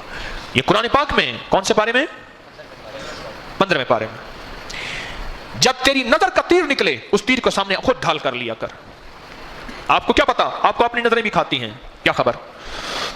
شیشے کے سامنے کھڑے ہو کے اپنے آپ کو کھا جاتے ہو، اپنے آپ کو کھا جاتے ہیں. نبی سے بڑھ کے کائنات کا کوئی ذہین نہیں ہے. آج کی عقل رکھنے والے جو سائنسدان کہتے ہیں، سائنسدان، وہ کہتے ہیں ہاں نظر ہے اور نظر بد ہے. آج کی عقل رکھنے والے، محدود عقل رکھنے والے کہتے ہیں نا نظر بد ہے، ایک ساتھ ہے، یہ ایک گھڑی ہے. شیشے کے سامنے کھڑے ہوتے ہوئے اپنے محبوب چیز کو دیکھتے ہوئے اس گھڑی کا خیال رکھنا، اس ساتھ کو نحس ساتھ نہ بنانا، ساتھ بنانا. نحس نحوست والی، نحس کون سی؟ نحوست والی. اور سعد کون سی؟ سعادت والی. سعد کون سی؟ سعادت والی. سعد ایسی دیکھتے ہی ایک پل میں اپنی گاڑی پہ نظر، محبوب گاڑی ہے، بیٹی، بیٹا، بیوی، اماں، گھر، زندگی، حسین چیز، کوئی چیز ایسے دیکھتے ہی کہے بسم اللہ ما شاء اللہ لا قوت الا باللہ. جن کو یاد ہے پڑھا کریں، جن کو یاد نہیں یاد کر لیں، اور آج کے بعد یاد کر کے بھی یاد رکھیں. مجھے کہنے لگا جی میں نے سناؤں بات، سناؤں، سنجیدہ ہو کے سنیے گا توجہ سے. کہنے لگے جی میں نے آپ کی دعاؤں سے نا بڑا خرچہ بچا لیا. مجھے ایک بندہ کہنے لگا کیا خرچہ بچا لیا؟ کہنے لگے وہ بتاتا ہوں، گھر کا جھگڑا بھی بچا لیا میں نے. میں نے کہا کیا؟ کہنے لگے 4 بچوں 5 بچوں کے بعد بیوی کملا گئی تھی، اس میں وہ 4 مجھ چلا گیا تھا. اب میں نے کہا میں دوسری شادی کرتا ہوں. ہمارا معاشرہ ہندو معاشرہ ہے، دوسری شادی کے نام پہ ہنگامہ ہو گیا. ہنگامہ ہوتے گھر کے اندر کہنے لگے میں نے آپ کے درس میں ایک بات سنی، تو وہاں سے سنی تو میں نے جب بیوی کو دیکھتا تھا تو بسم اللہ ما شاء اللہ لا قوت الا باللہ پڑھتا تھا، اور بیوی کی نیت کر کے میں نے ایک تسبیح پڑھنی شروع کر دی، یا خالق یا مصور یا جمیل ہو، یا خالق یا خالق.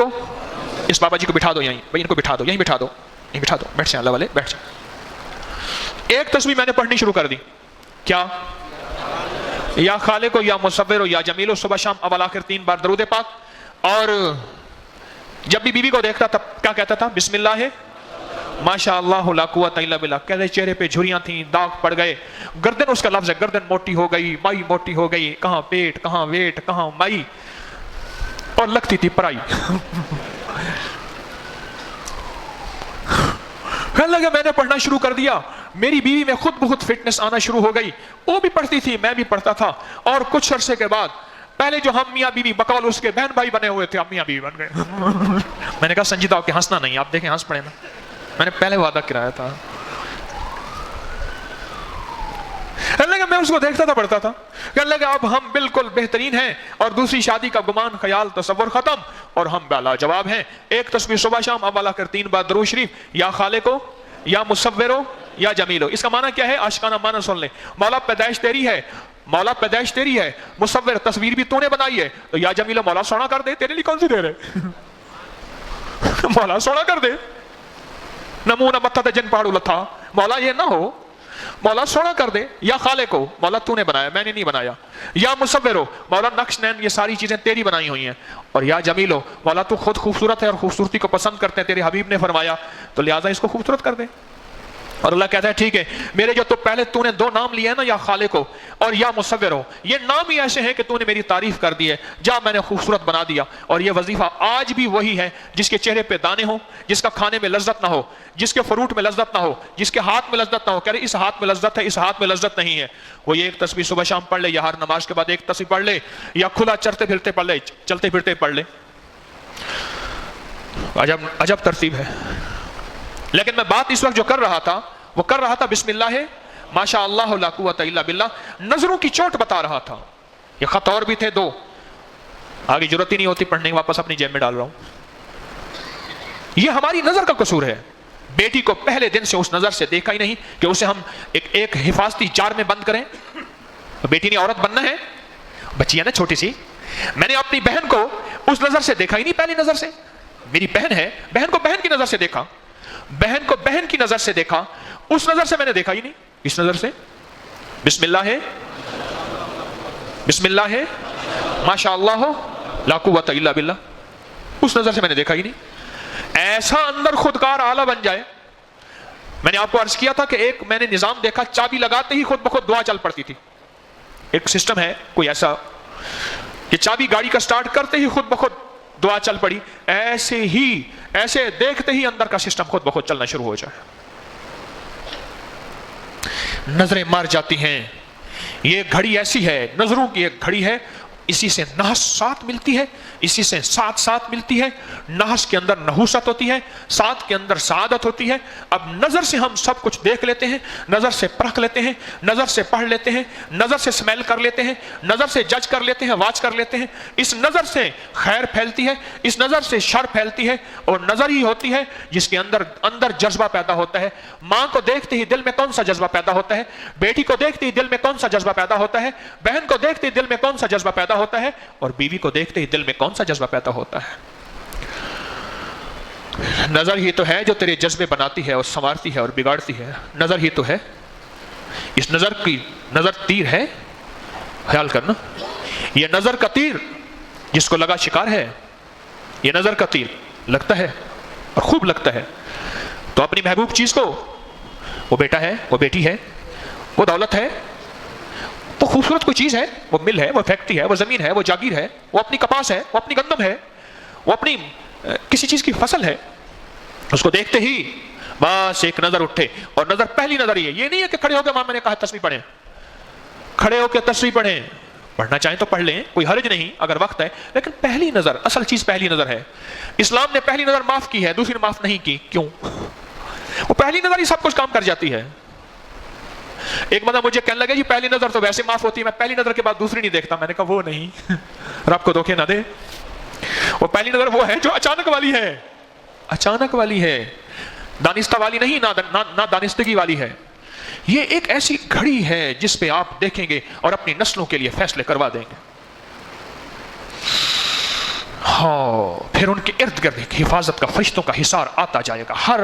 हर नजर पे आपकी चीज, आपकी गाड़ी, आपकी बेटी, आपका बेटा, आपकी नस्लें, आपकी औलाद, आपका माल, आपकी इज्जत, आपका रिस्क, आपकी सेहत, आपकी बरकत, आपकी राहत, आपकी रहमत, आपकी खुशियां, आपकी कामयाबियां, इनके इर्द गिर्द फरिश्तों का एक हिसार, हिफाजत, एक सिक्योरिटी का निजाम आता जाएगा इस दुआ की बरकत से। और नजर का तीर नहीं खाएगा, अपने आप को भी और दूसरों को भी नहीं खाएगा, अपने आप को भी और दूसरों को भी। ये एक ताकतवर दुआ है, एक ताकतवर दुआ है। ऐसे देखते ही बेसाख्ता दिल ही में बिस्मिल्लाह माशा अल्लाह ला, इसमें ला हौला नहीं है, जो लफ्ज जैसे हो वैसे पढ़ेंगे, ला कुव्वता इल्ला बिल्लाह बस, और अली उल अज़ीम भी नहीं है, जो लफ्ज होंगे वैसे पढ़ेंगे। एक साथ है, एक लम्हा है, जिस लम्हे के अंदर फैसले हो जाते हैं, फैसले हो जाते हैं, और जिस लम्हे के अंदर खैर भी मुंतकिल हो जाती है, शर भी मुंतकिल हो जाती है। इस लम्हे के अंदर एक लम्हा है, एक साथ है। इस साथ को पहचाने। अगर इस साथ को ना पहचाना, अपनी नस्लों के लिए बड़े रोग छोड़ के जाएंगे और बड़े मुसीबतें और परेशानियां, और ये नजर बद का रोग खा जाता है। चेहरे पे दाने, दाग, धब्बे, सर के बाल उतर जाना, खुद भवें तक उतर जाना, और लूले लंगड़े हो जाना, अपाहज हो जाना, जो मैंने वाकयात बयान किए हैं, वाकयात बयान किए हैं। एक दरवेश का मैंने नाम सुना, मैंने उन्हें देखा नहीं। हजरत पीर फजल अली कुरैशी साहब रहमतुल्लाह अलैह, एक दरवेश गुजरे, उनके खलीफा थे मौलाना नज़ीर अहमद साहब। उनके पोते यहाँ तस्बीह खाने में आते थे, 70 से ज्यादा साल की उम्र में, 2 साल पहले फौत हुए। मैं अक्सर सफर हजर में उनको साथ रखता था, कुछ सफर उनके साथ हुए, कुछ सफर। वो बड़ों की बातें बताते थे और हंसमुख इंसान थे। تو میں उनसे उनके दादा की बातें पूछता था, अल्लाह वाले थे, उनके दादा की बातें पूछता था। उनके दादा को जब वो कहने लगे अम्मा जो है वो अब्बा जी फौत हुए, अब्बा जी फौत हुए, तो अम्मा कहने लगी, उनका नाम उबैद था, अम्मा कहने लगी उबैद के अब्बा मुझे किसके सहारे पे छोड़ के जा रहे हो? अम्मा फिर रोने लगी, आधे घर में अम्मा भी फौत हो गई। अम्मा रोने लगी तो आधे घंटे के बाद अम्मा भी फौत हो गई।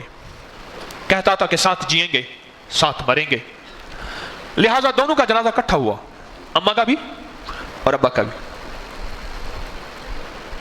मैं उनके बड़ों की बातें सुनता रहता था, पूछता रहता था, तालिब इल्म हूं, हर बंदे से सुनता हूं, पूछता हूं।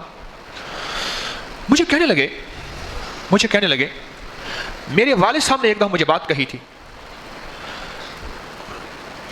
वालिद साहब ने, ओहो सुनो वो बात, काम की बात बता रहा हूं, बड़ों की बातों में बड़ी बरकत होती है। और वालिद साहब ने एक बात कही थी कि देखो बेटा, जब भी अपनी महबूब चीज को देखना, मरगूब चीज को देखना, तो ये दुआ पढ़ लेना जो मैंने बताई है। क्यों? इस दुआ के पढ़ने से हिफाजत में रहोगे, और जब भी पढ़ना नस्लों की नियत करके पढ़ लेना, नस्लें भी हिफाजत में रहेंगी। अब अगली बात मेरी है जो मैं बता रहा हूं, जो मैं अक्सर आपसे अर्ज करता हूं कि दुआएं भी ट्रेवल करती हैं, आगे चलती हैं, और बददुआएं भी आगे चलती हैं। आपने सुना होगा, बाज को किसी बुजुर्ग की दुआ है, किसी दरवेश की दुआ है, या बाज को किसी बुजुर्ग की, किसी दरवेश की या माँ बाप की बद दुआ है, और लानत है और नहूसत है। ये नहूसत भी आगे चलती है, जिसे मैं साद नहस कह रहा हूं, और ये सादत बरकत ये भी आगे चलती है। और बेटा ये दुआ ना छोड़ना। कहने लगे मुआशी तौर पे खत्म हो गया हूं, कुछ मुझ पे हालात आए हैं, लेकिन अजीब बात है, इस दुआ की बरकत से मैं हैरत अंगेज तौर पे चल रहा हूं, फिर रहा हूं, अब भी इतने लंबे सफर करता हूं, और अल्लाह मेरी रोटी रोजी का इंतजाम गैब से कर देता है, और अल्लाह का निज़ाम अजीब है, और मैं पल रहा हूं। और मैं समझता हूं जहां बड़ों की और दुआएं थी, वहां एक दुआ ये भी थी कि उन्होंने फरमाया था कि ये दुआ ना छोड़ना, ये दुआ ना छोड़ना। आपकी पहली नजर एक साथ मुकर्रर करती है, आपकी पहली नजर एक फैसला करती है कि आप तू चाहता क्या है, और अपनी नस्लों के लिए या अपने लिए, अपनी चीजों के लिए, जानदार के लिए या बेजान के लिए, तो क्या चाहता है, क्या चाहता है। नजर से दीवारें फट जाती हैं, नजर से पत्थर दो टुकड़े हो जाते हैं, और नजर से, हदीस के अल्फाज मेरे आका ने फरमाया, मदीने वाले ने, कि ऊंट हांडी में चला जाता है, और नजर से मेरे आका ने फरमाया, हदीस का मफहूम, इंसान कब्र में चला जाता है नजर से। ये एक साथ ऐसी है, इस साथ को साथ बनाए, इस साथ का ख्याल रखें, इस साथ का ख्याल रखें, और इसमें बरकत मिलती है, और आपकी हिफाजत खुद ब खुद हो जाती है। मुझे एक चीज बताएं, आज तक आपने जादू का वार देखा, आंखों से देखा? अच्छा, जिन्नात आंखों से देखे, फिर उनका वार आंखों से देखा, नजर को आंखों से देखा, आंखों से देखा, उसका वार आंखों से देखा। बहुत पुरानी एक बात सुनी थी, आज वो मेरे साथ हो रही है, सुनी थी। एक दरवेश गुजरे हैं, मौलाना दोस्त मोहम्मद कुरैशी रहमतुल्लाह अलैह। चलो उनकी बात याद आई तो उनका एक वाक़या भी सुनाता जाऊं, फायदा हो जाएगा। और मैं दारुल ढाबेल में मैं पढ़ने गया, गरीब थे, गुर्बत में बहुत ज़्यादा, और ये दरवेश थे, इनका मेरे दादा परदादा से बड़ा गहरा ताल्लुक था, हमारे ही शहर में रहते थे, सदियों पुराना शहर है आबाद। मैं जब वहां पढ़ने गया मैं, तो उन्होंने दाखिला तो दे दिया, तालीमी इदारे में मुझे दाखिला तो दे दिया, पर रिहाइश और रोटी नहीं दी। उन्होंने कहा जी हमारे पास कमरे नहीं हैं, हमारे पास जो है हमारे मेस का इंतजाम इतना नहीं है कि हम खाना दे सकें। असर की नमाज के बाद मस्जिद के बाहर अफसुर्दा बैठा था, ऐसे परेशान बैठा था। जब परेशान बैठा था तो एक बूढ़ी माई आई, कहने लगे बेटा क्या बैठे हो, परेशान बैठे हो क्यों? उसने कहा बस ऐसे। कह रहे क्या बात है? उसने कहा ऐसे ऐसे है, मेरे पास रोटी का मसला है। उसने कहा बेटा मैं किसी के घर काम करती हूँ, खिदमत करती हूँ, उनके बर्तन झाड़ू वगैरह कपड़े खिदमत करती हूँ, मुझे 2 रोटियाँ सुबह शाम मिलती हैं, 1 रोटी खुद खाती हूँ और 2 रोटियाँ खाती हूँ। तो मैं ऐसा करूँगी, 2 रोटियाँ मिलती हैं, बेटा 1 रोटी तुझे दे दूँगी, 1 रोटी खुद खा लूँगी, चलो तेरा तालीमी निज़ाम है चलता रहेगा, मुझे को सवाब मिल जाएगा। तो मुसाफिर परदेसी स्टूडेंट है, तालिब इल्म है, मदीने वाले का इल्म पढ़ता है, قرآن کا علم، حدیث کا علم اور نور ہے. اس نے مدینے والے کے علم کی قدر کی، بس اسی کی قدر کی، نسبت مصطفیٰ کی قدر کی، مدینے والے کی نسبت کی قدر کی. کہ 1 سال تک پورا خود ماں یہ 1 روٹی کھاتی تھی اور 1 روٹی مجھے دے دیتی تھی. 1 سال تک یہ نظام چلتا رہا 1 سال تک. اور کہنے لگے 1 سال کے بعد مجھے رہائش مل گئی، کھانا مل گیا. میں حج پہ گیا، میں طواف کرتے کرتے ایک طرف ہو کے تھک گیا، ایسے لیٹا تو مجھے نیند آ گئی. میں نے دیکھا وہ بوڑھی اماں ہے، سر پہ تاج، جنتیوں کا لباس، زر برق، لاجواب. میں نے کہا اماں یہ کیا؟ وہی اماں نہیں ہے جس نے مجھے روٹی دی تھی؟ ہاں بیٹا میں وہی ہوں. یہ کیا؟ یہ کمال کیسے ملا؟ کہنے لگا بیٹا 2 روٹیوں کی وجہ سے ملا ہے. میرے پاس کچھ نہیں تھا، نہ میں سونی نہ دولت پلے، کیوں کر یار مناواں ہو اے دکھ سانو ہر دم راسی، روندی ہی مر جاواں ہو. بیٹا میرے پاس کچھ بھی نہیں تھا، میں نے نسبت مصطفیٰ کا خیال کیا، مدینے والے کی نسبت کا، مدینے والے کے قرآن اور حدیث کا، اس نسبت کا خیال کیا. بس میں نے کچھ نہیں دیکھا. میں 1 روٹی بیٹا تجھے دیتی رہی اور خود فاقے کرتی رہی. سارا دن خدمت کرتی تھی، تھک جاتی تھی، مزدوریاں کرتی تھی، بوڑھی ہڈیاں، بوڑھا جسم تھا، پر 1 روٹی پہ 1 سال میں نے کفایت کی اور 1 روٹی تجھے دی. تیرا بھی پیٹ بھرتا رہا، گزارا ہوتا رہا. بیٹا اس کی وجہ سے رب نے میری بخشش کرتے ہیں. یہ تو ضمناً ان کا واقعہ آیا، ان کا نام آیا تو میں نے ان کا واقعہ سنا دیا. تو کیا بات کر رہا تھا؟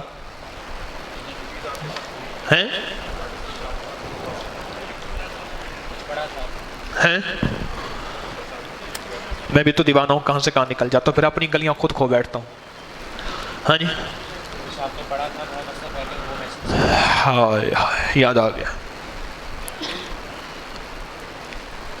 بھول جاتا ہوں کہاں سے کہاں، پھر اس کے آگے واقعے یاد آنا شروع ہو جاتے ہیں. یہ سنا دوں، یہ بھی سنا دوں، یہ بھی سنا دوں، شاید نفع ہو جائے، اور پچھلی وہیں رہ جاتی ہیں.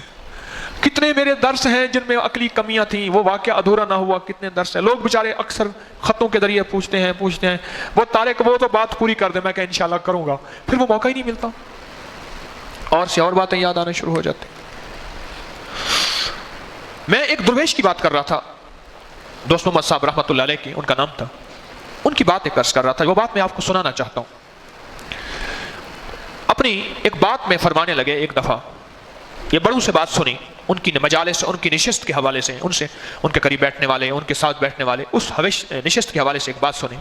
اور میں پورا ہندوستان پاکستان پھرا ہوں، بہت بڑے اسکالر تھے، بڑے مقرر تھے، پورا پاکستان ہندوستان پھرا ہوں، پوری دنیا پھرا ہوں، گاؤں دیہات یعنی ہندوستان کی دنیا پھرا ہوں، پوری بر صغیر کی. کہنے لگے میں نے ایک چیز دیکھی ہے کہ اپنی ذات سے ہاتھ سے ہوتے دیکھیں، اپنی ذات سے ہاتھ سے ہوتے دیکھیں، اپنی ذات سے ہاتھ سے ہوتے دیکھیں. ذرا اس بات کو غور سے سمجھیے گا. اپنی ذات سے ہاتھ سے ہوتے دیکھیں ہیں، وہ کیا؟ اپنی ذات سے ہاتھ سے یہ ہے کہ بندہ اپنا نقصان خود کر بیٹھتا ہے. میں اپنے لفظوں میں کہوں گا کہ اپنے پاؤں پہ خود کلہاڑی مار بیٹھتا ہے. اپنی ذات سے ہاتھ سے ہوتے دیکھیں ہیں، اور وہ ہاتھ سے ہوتے یہ دیکھیں ہیں کہ بندہ اپنے آپ کو خود نظر بد لگا بیٹھتا ہے، اپنی حوث، اپنی حرص اور اپنی اور اپنی ہوک میں خود آ جاتا ہے. اور فرمایا میں نے تجربہ کیا ہے کہ جو مسنون دعاؤں کا اہتمام، انہوں نے لفظ مسنون دعائیں کہی تھی، جو مسنون دعاؤں کا اہتمام کرے گا وہ اپنی ہوک، اپنی ہائے اور اپنی نظر میں نہیں آتا. اور اس وقت جو مسنون دعا میں آپ کو بتا رہا ہوں یہ قرآنی دعا ہے، وہ بسم اللہ ما شاء اللہ لا قوت الا باللہ ہے. انسان کو حیرت انگیز طور پہ حفاظت کا ایک کوٹ پہنا دیتی ہے، حفاظت کی ایک بلٹ پروف جیکٹ پہنا دیتی ہے، اور حفاظت کی ایک بلٹ پروف گاڑی میں جس پہ بم اثر نہیں کر سکتا وہ حفاظت کا نظام بناؤ پہنا کے. ایسا حفاظت، حکمران بلٹ پروف گاڑیوں میں بیٹھے ہوتے ہیں، وہیں نظام ہتھیار چل جاتے ہیں. دنیا میں واقعات مشہور ہیں جن کی خاطر فوجیں اور پولیس اور حفاظت کے سارے نظام ہوتے ہیں، وہیں ہتھیار چل جاتے ہیں. پر رب کی حفاظت کے نظام کو کوئی نہیں توڑ سکتا، رب کی حفاظت کے نظام کو کوئی نہیں توڑ سکتا. یہ بات ذہن نشین رہے. اپنی نسلوں کے لیے حفاظت کا نظام بنواتے چلے جائیں، آپ کی نسلوں میں عزت، عافیت، برکت اور راحت ملے گی. مجھے ایک چیز بتائیں، وہ شخص کہنے لگا 2002 میں اس گھر میں رہ رہا ہوں، ایک بچہ اپاہج ہو کے مر گیا، ایک بچہ کنویں کے آگے جو تالاب پانی کھڑا ہوتا ہے اس میں مر گیا، ایک بچہ مٹکے میں مر گیا اور چوتھا بچہ میرے سامنے تھا جو معذور تھا 2.5 سال کا. اس کا نچلا دھڑ کمزور ہونا شروع ہو گیا تھا اور وہی علامات شروع ہو گئی تھیں. اور اس کے بقول اس گھر میں جو رہا ہے ان کی نسلوں کے ساتھ ایسا ہوا ہے. اور میں نے اس کو وہم سمجھا, نفسیاتی الجھنیں سمجھا. اور میں پڑھا لکھا آدمی ہوں, وہ لائر تھا وہ شخص. میں لگا میں پڑھا لکھا آدمی ہوں, میں وکیل ہوں, میں ان چیزوں کو نہیں مانتا. اور میں نے 2002 میں جب اس گھر میں قدم رکھا ہے, اس گھر کا اندر مجھے میرا کچھ نہیں بچایا اور میرا سب میراث, میرا سب سرمایہ ختم ہو گیا اور میرا کچھ نہ بچا. کیا ہے؟ وہ حفاظت کا حصار ٹوٹا ہے. ملتان کے ایک ڈاکٹر صاحب تھے, بہت بڑے فزیشین تھے, نشتر میڈیکل کالج کے, نشتر میڈیکل ہسپتال کے, کالج کے نہیں ہسپتال کے, بہت سینئر فزیشین تھے. شاہ رخ نے عالم کالونی ملتان میں رہتے تھے. فرمانے لگے کہ میری پوسٹنگ سعودی عرب میں ہو گئی. اس دور میں سعودی عرب میں ڈاکٹروں کی بڑی مانگ تھی, 70s کے دور میں, 70 اس کے بعد کے دور میں. وہاں نئی نئی دولت آئی تھی, نیا نام مالدار ہوئے تھے, تو وہاں بڑے بڑے ہسپتال بنے بہت زیادہ. تو کہنے لگے کہ میں وہاں جو ہے سعودی عرب میں چلا گیا. ایک گھر تھا, ویران تھا, اور اس گھر کو میں نے پوچھا تو انہوں نے کہا یہ نالے, یہ جناتی گھر ہے. اور انہوں نے کہا جنات کچھ نہیں کہتے, مجھے کچھ نہیں. انہوں نے کہا بھائی کئی لوگ زخمی ہو کے ہسپتال میں گئے ہیں, کئی بیچارے حادثات کا شکار ہوئے ہیں, آپ نہ رہیں. اور مالک کے پاس گیا, اس نے مجھے ایسے دیکھا کہ ڈاکٹر صاحب ہے.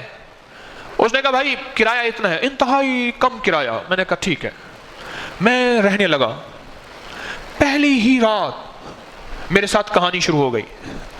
میں نہا رہا تھا تو میرے ہاتھ سے صابن چلا گیا. پتہ نہیں صابن کہاں گیا. میں نے کہا ادھر دیکھا ادھر دیکھا. میں نے کہا پتہ نہیں صابن کہاں گیا. ہاتھ سے صابن گیا. بوٹی رکھ کے بیٹھا ہوتا تھا روٹی پہ, نکال کے کھانے کے لیے بوٹی غائب, روٹی موجود ہے بوٹی نہیں ہے. اس طرح کی چیزیں میرے ساتھ مس ہونا شروع ہو گئی اور مجھے احساس ہوا کہ کچھ ہے. کہنے لگے میرے پاس آیت الکرسی تھی پر یقین والی تھی. میری بات سمجھ نہیں آئی؟ جو اونگ رہے سو رہے ہیں ان پہ توجہ کریں, میری بات کو سمجھیں. کہنے لگے میرے پاس آیت الکرسی تھی پر یقین والی تھی. آپ کے پاس بسم اللہ ما شاء اللہ لا قوت الا باللہ ہے پر یقین والا ہو. بسم اللہ ما شاء اللہ لا قوت الا باللہ ہے پر یقین والا ہو. میرے دل نے اللہ ہو کیتا, میں رکھ توکل دھو کیتا. یقین یقین. مجھے کچھ خبر نہیں تھی تیرا درد کیا ہے یا رب, تیرے عاشقوں سے سیکھا تیرے سنگ در پہ مرنا. مجھے آ گیا ہے جینا, مجھے آ گیا ہے مرنا.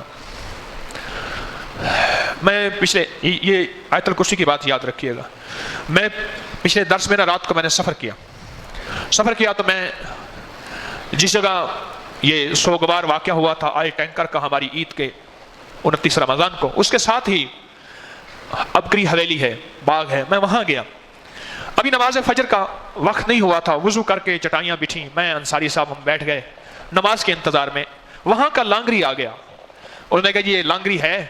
تو دیکھا جسم اور اس کی باتیں عجیب و غریب. میں نے کہا جلدی کر پکا, ساری رات میں بھوک لگی ہے. اس نے کہا جی بس تندور میں جو ہے میں نے لکڑیاں ڈالی ہیں اور انشاءاللہ آپ کو روٹی کھلاؤں گا. تو اس کی باتوں سے پتہ چلا کہ وہ دنیا کا کوئی محروم شخص ہے یا بیچارہ اس نے اپنے آپ کو معاف نہیں کیا. آپ کہیں گے یہ کیسی بات ہے اپنے آپ کو. سائنس کی ایک بہت بڑی کتاب بکی تھی دنیا میں, دنیا کی آخری اس کی قیمت لاکھوں ڈالر لگی تھی. اس کتاب کو میں مختصر واقعہ سنا کے اس طرف جاتا ہوں, حویلی کی طرف. اس کتاب کو خریدنے والے نے جب ساری کتاب کھولی تو کتاب کا آخری صفحہ میں 2 لفظ لکھے ہوئے تھے, باقی سارا صاف تھا. اس نے کہا میں لٹی گئی نہیں, میں ماری گئی. 2 مائیاں طواف کر رہی تھیں. اب دیکھیں میں ادھر سے نکل کے ادھر چلا گیا. ایک مائی دوسرے سے پوچھنے لگی تو نے فلاں کپڑا کیا بھاؤ لیا. ایک نے لیا تھا 5 روپے ریال, دوسرے نے لیا تھا 7 روپے لیا. دوسری مائی کہنے لگی ہے نہیں پہنا, میں تو لٹی گئی, یہ طواف ہو رہا ہے. لسٹیں بنا کے جاتے ہیں نا یہاں سے, یہ گفٹ دینے ہیں, یہ گفٹ دینے ہیں, یہ گفٹ دینے ہیں. حالانکہ وہی چائنا کا مال جو وہاں ملتا ہے وہ یہاں ملتا ہے. مائی چین سے بندہ شادی کر کے آئے, چین کی مائی سے, مائی گئی مر, تو اس نے کہا کیا, اس نے کہا چائنا کے مال کی کوئی گارنٹی نہیں ہے.